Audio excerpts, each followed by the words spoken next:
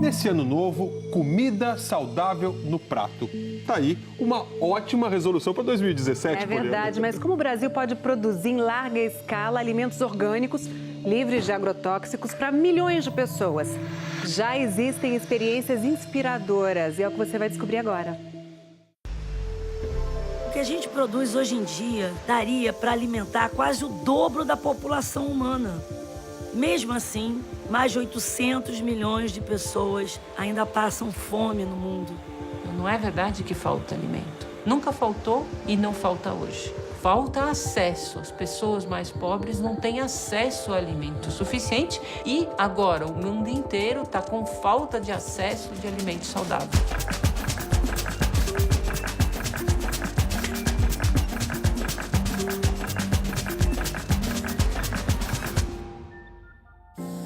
O Brasil é campeão mundial no uso de agroquímicos.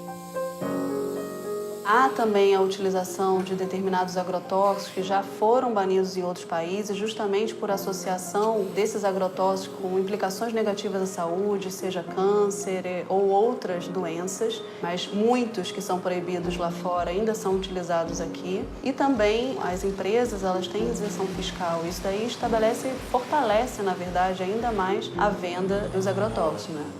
Sem dúvida, o solo será a base de sustentação para assegurar o crescimento populacional. Entretanto, o seu uso deve ser associado à conservação e ao aumento da eficiência dos sistemas de produção agrícola. Desafio: como produzir alimento em larga escala? Existe um estigma sobre a agricultura orgânica de que ela não pode alimentar o mundo. Mas existe um outro modelo que nós desenvolvemos para larga escala que lança a mão de outros recursos que multiplica essas potencialidades. E essa agricultura nós chamamos de agricultura orgânica revitalizadora.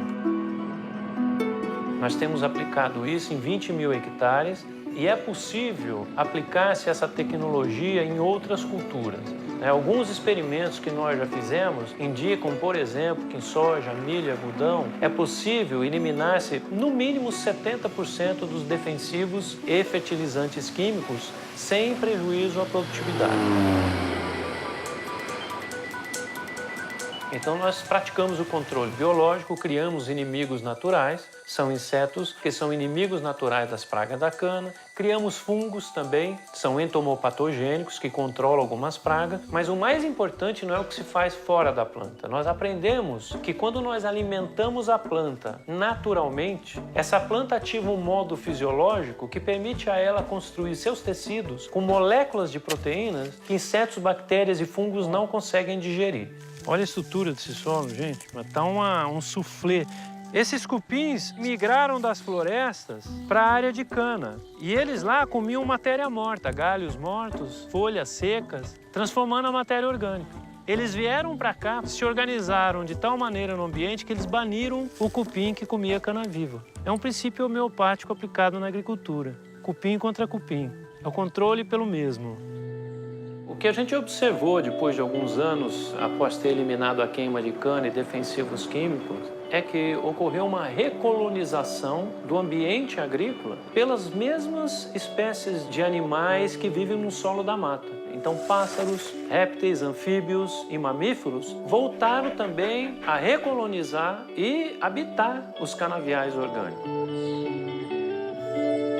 Ou seja, uma área agrícola que apresenta onças, tamanduás, capivaras, lagartos, cobras, rãs e pássaros no mesmo nível de um ambiente natural, o que é muito compensador.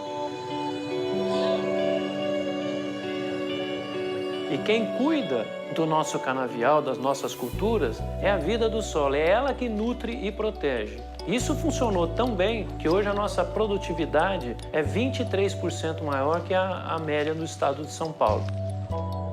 Tá? Então, nós passamos a acreditar, e agora comprovadamente, que é possível o convívio harmônico entre vida selvagem e produção comercial, geração de riqueza, empregos, impostos.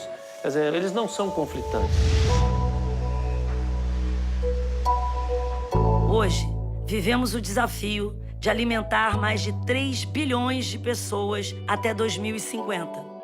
Um desafio do tamanho do desperdício de comida no planeta. São desperdiçados 2.000 quilos de comida por minuto. Uma coisa que me chamou muita atenção foi a quantidade de desperdício de alimentos nas feiras livres do Rio de Janeiro. Desafio. Como cuidar do seu alimento? Aí o que é o que o Favela Orgânica propõe com o ciclo do alimento? É pegar, por exemplo, uma melancia e fazer 4 ou 5 pratos diferentes. A semente a gente vai fazer um aperitivo, tá?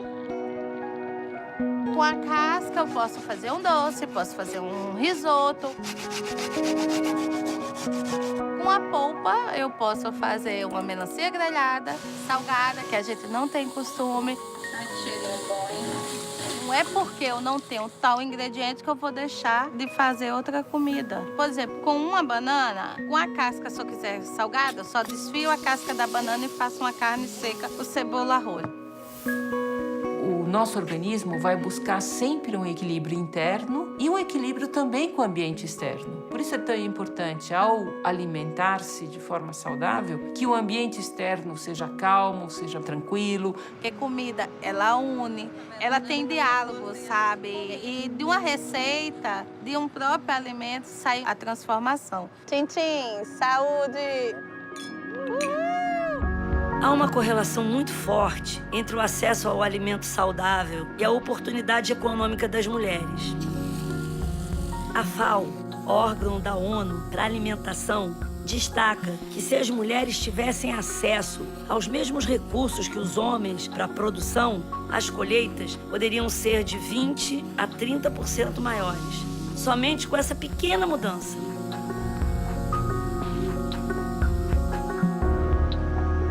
Sou filha de agricultora, desde quando eu nasci, que eu trabalho na roça mesmo, mas o meu sonho mesmo era vir para São Paulo.